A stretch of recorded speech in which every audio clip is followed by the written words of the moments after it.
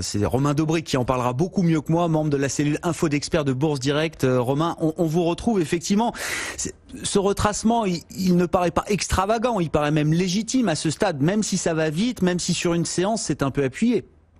Bonjour Grégoire, bonjour à tous. Oui, ça va vite comme le marché en ce moment, avec 40% de baisse en 2 mois, 25% de rebond en 1 mois, et puis là un retracement de 7% en quelques séances. Alors, c'était le rallye des values, des valeurs automobiles, bancaires, l'aviation, et puis c'est la prise de bénéfices sur ce secteur-là. On constate que c'est quand même très canalisé tout ça, même si le pourcentage de baisse de l'indice CAC 40 peut paraître important, et les volumes assez significatifs, on est à plus de 2,5 milliards traités à l'instant, c'est quand même très canalisé, très, très contrôlé. Ce qu'il faut voir, c'est que on avait un secteur value qui était très en retard, alors que tout le reste de la cote avait bien progressé, et que ce secteur a rattrapé, un peu à la surprise générale, un peu contre l'économie, un peu avec ce phénomène de millennials aussi qui intervenait, et donc on est reparti à la hausse assez rapidement, et je pense que là, on est en train de revenir à la moyenne, en fait, en réalité. Et si on regarde le palmarès de l'indice CAC 40 aujourd'hui, je pense qu'il reflète assez bien, non pas en pourcentage, mais dans l'ordre des valeurs, la tendance à venir la tendance pour les semaines à venir. Alors, on voit que L'Oréal est en légère hausse pour l'instant, 0,50%, Sanofi est à l'équilibre. Voilà, on va revenir à des valeurs plus défensives, et en revanche, en bas de la cote, on voit le secteur automobile, on voit les bancaires, on voit l'aviation. Voilà, des valeurs qui ont rattrapé techniquement, mais qui évidemment économiquement posent de sérieuses questions pour les semaines à venir. Mais ça veut dire qu'on referme pour l'instant en tout cas les dossiers value. La période value de rattrapage de ces valeurs-là, pour l'instant, elle se referme aujourd'hui d'une certaine manière. Je pense un peu. Je pense un peu que voilà, ça va être plus difficile. On revient à la moyenne, on revient à des niveaux plus rationnels, plus raisonnables après un rebond énorme. Ce qui est intéressant de constater, c'est la structure du rebond. On peut revoir rapidement comment ça s'était construit, mais au-delà de 4500 points, on avait construit 50 000 contrats futurs sur l'indice CAC 40, ça jusqu'à 4750 points. Donc il y avait du soutien, de l'intérêt de la part des grosses mains. Et puis au-delà de 4750, acheteurs et vendeurs s'étaient neutralisés. Vous savez que sur le futur CAC 40, la position ouverte, elle évolue. C'est pas comme sur les actions où il y a un nombre d'actions défini. Sur le futur, s'il y a de l'intérêt, s'il y a de la pression acheteuse, eh bien on crée de nouveaux contrats. Et ça permet de déterminer s'il y a de l'intérêt. Au-delà de 4750 et jusqu'à 5200 points, il n'y avait pas eu de création de nouveaux contrats. La position ouverte, elle était complètement neutralisée à 247 000 contrats futurs. Ce qui veut dire que acheteurs et vendeurs se neutralisaient, les vendeurs se rachetaient, les acheteurs bataillaient en face, et ça donnait une position neutre. Depuis 5200 points, et dans les 150 points de baisse qu'on a connus jusqu'à hier soir, parce qu'on clôturait aux alentours de 5050 hier soir, dans les 150 points de baisse qu'on a connus, eh bien, il y a eu 15 000 contrats futurs clôturés. Ça signifie que les acheteurs ont clôturé des positions, mais que les vendeurs ne sont pas venus mettre de pression baissière. Ça, c'est vraiment intéressant, c'est un phénomène technique qui permet vraiment de mesurer la pression d'un mouvement.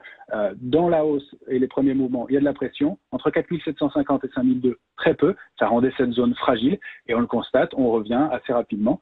Et dans le mouvement de baisse, pas de pression baissière, donc les vendeurs ne réattaquent pas. C'est vrai qu'ils s'étaient fait prendre à contre-pied assez brutalement après le 15 mai, la réouverture des ventes à découvert, après le 28-29 mai, où il y avait aussi des attaques baissières.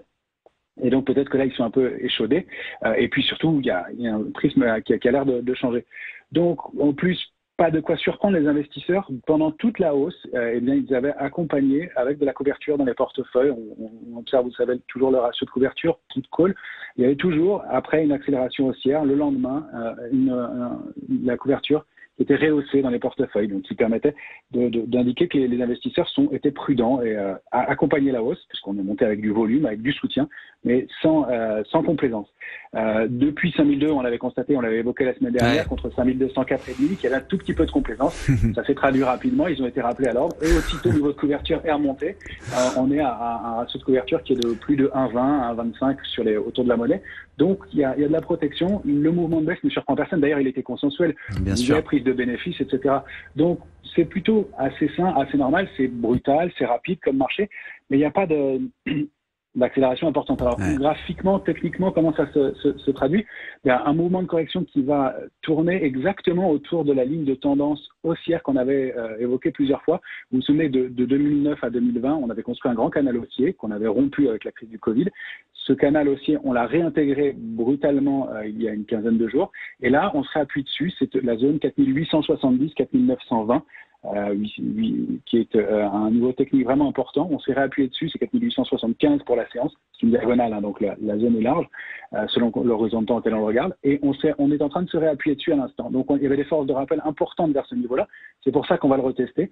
C'était pour nous la correction idéale. Alors ça ne veut pas dire que la correction en cours est terminée, elle peut continuer un petit peu.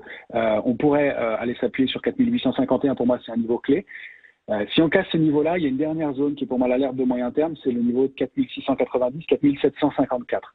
C'est possible, je suis incapable de dire si on va aller ou pas tester cette zone-là, mais on ne devrait pas aller en dessous parce que sinon ça casserait toute la dynamique haussière précédente et là ça remettrait en cause complètement le mouvement haussier.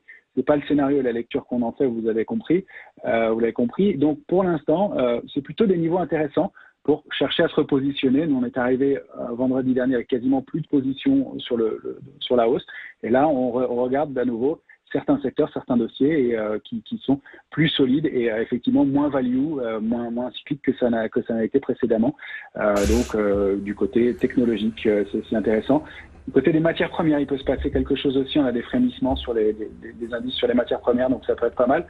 On avait évoqué il y a une quinzaine de jours l'argent, qui est pas très dynamique encore, mais qui se reprend bien. Voilà, donc un comportement de marché qui est plutôt sain, même s'il paraît un peu brutal, et qui donne des perspectives plutôt intéressantes. Alors je vois pas le franchissement de 5200 points dans les jours ou dans les semaines à venir, mais en revanche un rattrapage de certaines valeurs et une continuation de la hausse sur certaines valeurs, contrebalancées par d'autres qui vont être un peu vendues, peut-être un peu moins un peu délaissées, et qui ferait donc un grand trading range 4750, 5200. Qu'on aura peut-être du mal à franchir dans l'immédiat, mais avec plutôt un biais positif dans l'immédiat. Très clair, merci beaucoup Romain. Romain Dobré qui était avec nous comme chaque jeudi après-midi par téléphone, membre de la cellule Info d'Experts de Bourse Direct.